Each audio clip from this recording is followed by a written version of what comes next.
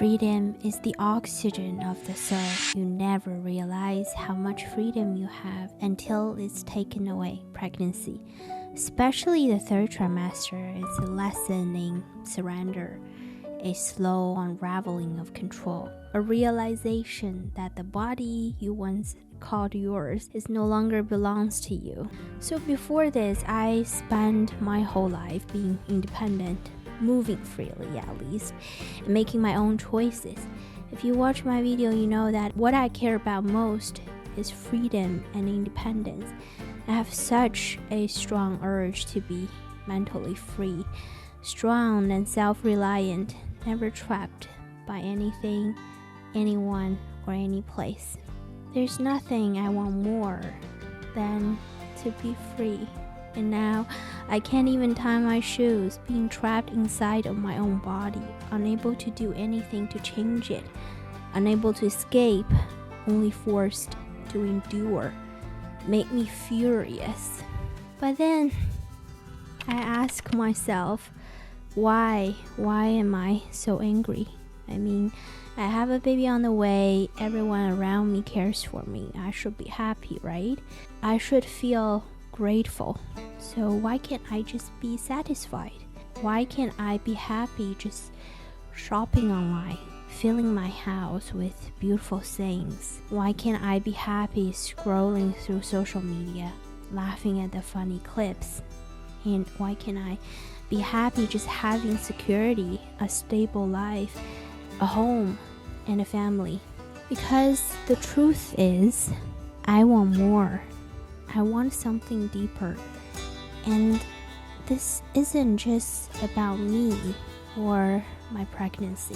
This is about all of us. This is what you want too, even if you haven't put it into words yet. We, as individuals, we want meaning more than comfort.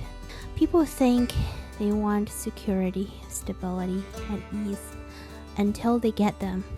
And then dissatisfaction creep in. If comfort alone was enough, why do people with everything, a stable job, a nice home, financial security, still feel lost? Because we don't just want comfort. We want a reason to wake up in the morning. We want to feel like our struggles mean something. That's why people quit well-paying jobs to pursue passion projects. That's why we're romanticizing adventures, challenges, and transformations. Viktor Frankl once said, "Life is never made unbearable by circumstances, but only by lack of meaning and purpose." As that being said, we want purpose more than just success. If success alone made people happy, billionaires wouldn't feel empty. Celebrities wouldn't spiral into depression, and top executives wouldn't burn out questioning their life choices. We chase success because we think it will prove our worth, but true fulfillment doesn't come from what we achieve. It comes from why we achieve it. That's why we admire those who pursue something bigger than themselves, people who create, contribute, and serve something beyond personal gain. We want connections more than people. We surround ourselves with people, but loneliness is still a global epidemic. Why? Because being around people isn't the same as being truly seen and understood. If social circles and friendships were enough, why do people in big cities feel isolated?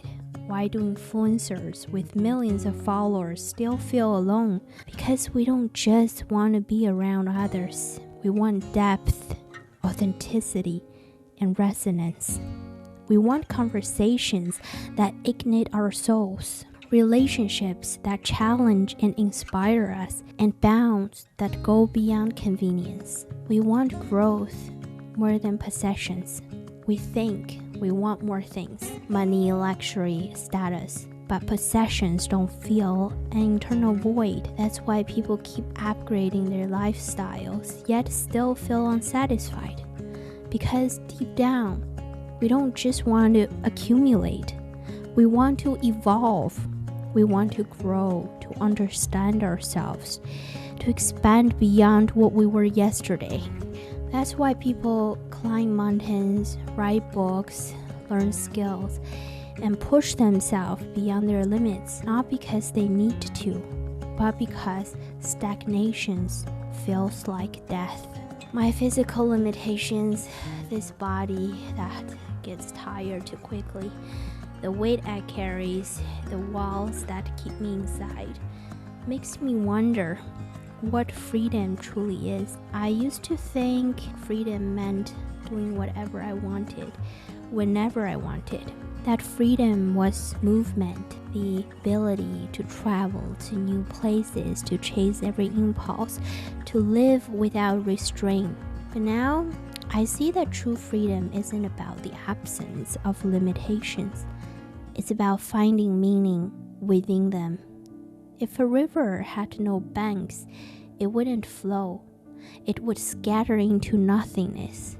If a dancer had no structure, their movements wouldn't be art, they would be chaos. If a tree had no roots, it wouldn't grow. It would wither and fall. So maybe freedom isn't about the absence of limits. It's about what we do within them.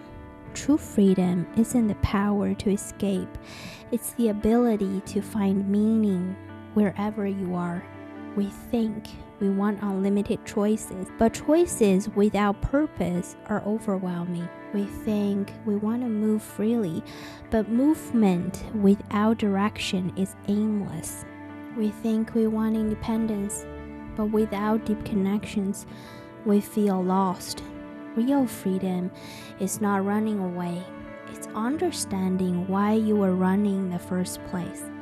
I used to think freedom meant running away from discomfort and leaving behind anything that tied me down, leaving a job you hate, traveling to new places, constantly chasing something new. I believed that if I could just remove the things that restricted me, I would finally feel free. But if you don't understand why you're running, you'll always be running. The same emptiness, the same dissatisfaction will follow you no matter where you go. Imagine someone constantly changing jobs, thinking the next one will make them happy. But unless they understand why they're unsatisfied, whether it's lack of purpose, fear, or commitment, or an avoidance of deeper self-reflection, no new job will ever bring freedom. They will just keep running over and over again. So, in my mind, true freedom isn't about having no limit, it's about knowing who you are within them, so that no circumstances, no place, and no moments ever has the power to make you feel trapped. To you, whoever you are, wherever you are, maybe you're pregnant, exhausted, and feeling like a stranger in your own body. Or maybe you're stuck in a life that feels too small for the person you know you're meant to be. Maybe you wake up every day with a quiet heaviness in your chest, wondering if things will ever change. And maybe, just maybe, you don't feel like yourself anymore. I see you. Yes, there will be moments when you feel weak, even though you were once strong. Moments when you become fragile, vulnerable, dependent, slow, and clumsy. A version of yourself you never thought you'd be. Maybe your body feels foreign, unrecognizable. Maybe you feel trapped in your circumstances, in your routine, in your version of life you never meant to settle for. Maybe you're barely holding on, just waiting for the moment when things finally feel light again. You're not at your best, and that's okay, because this will pass. Nothing in life stays the same.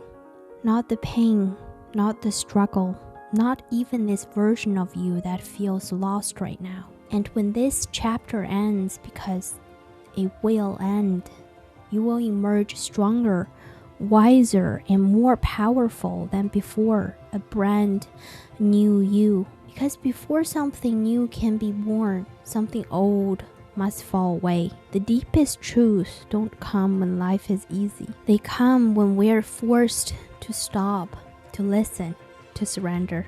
So if you're in that place right now, just know this. You're not broken.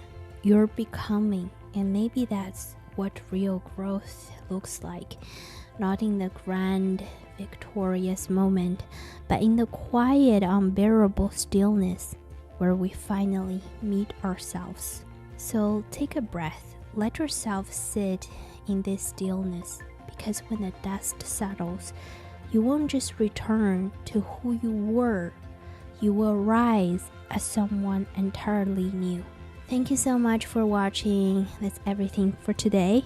If you like this video, subscribe, and like comments below. Until next time, stay empowered and strong. I'll see you in my next videos. Bye.